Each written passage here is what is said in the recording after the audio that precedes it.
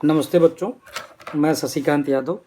आपके इतिहास की कक्षा में मैं थर्ड सेमेस्टर का जो हम लोग पेपर पढ़ते हैं या पेपर पढ़ेंगे, MSHO 514C science technology and medicine in colonial India. इसके एक प्रारंभिक सेल पे थोड़ी बातचीत करेंगे कि ये पेपर किस तरीके से उपयोगी है, या यूँ कह लीजिए कि इस पूरे पेपर के संदर्भ में हम एक इंट्रोडक्शन वाला कन्वर्सेशन करेंगे, जिसमें हम ये बातचीत करने की कोशिश करेंगे कि 19वीं शताब्दी का जो भारत है, या यूँ कह लीजिए जो आधुनिक विज्ञान प्रौद्योगिकी का जो संदर्भ है, वो उपनिवेशवादी भारत में कैसा रहा होगा। आमतौर पे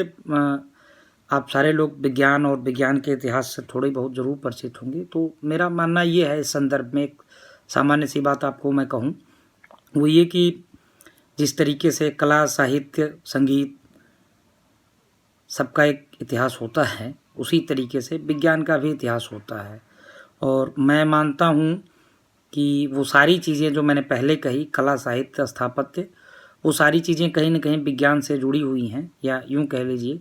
कि मानव विकास के संदर्भ में शायद सबसे महत्वपूर्ण इतिहास जो है वो विज्ञान का ही इतिहास होता है। क्योंकि ये ही है जो हमारी रसोई से लेके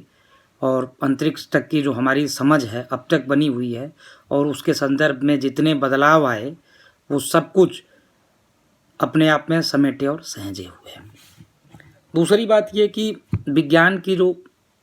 आधुनिक विज्ञान की जो शर्त आई है, या आधुनिक विज्ञान की समझ के संदर्भ में जो सबसे महत्वपूर्ण शर्त है, वो है तकनीकी और चिकित्सा की उपलब्धियाँ। कमोबेश जब इस पेपर को आप बच्चों पढ़ेंगे तो आपको ये पता चलेगा कि तमाम तरीके के जो बदलाव हैं वो इन्हीं संदर्भों के आसपास टिके हुए हैं।